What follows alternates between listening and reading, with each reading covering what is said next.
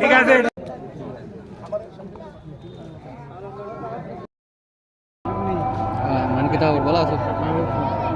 রাখা একটা প্রচেষ্টা আমাদের থাকে। অনেকেই এই মাঠকে সংস্কারে সহযোগিতা করেছেন। মাঠটা যথেষ্ট উপযোগী না হলেও তরুণ যুবক যারা আছেন চেষ্টা করেন এই যুব সমাজকে মাদক থেকে সরিয়ে রাখার জন্য, এই মাঠে ব্যস্ত রাখার জন্য। এই মাঠে আমাদের যথেষ্ট চাহিদা রয়েছে বিভিন্ন। আমরা আসলে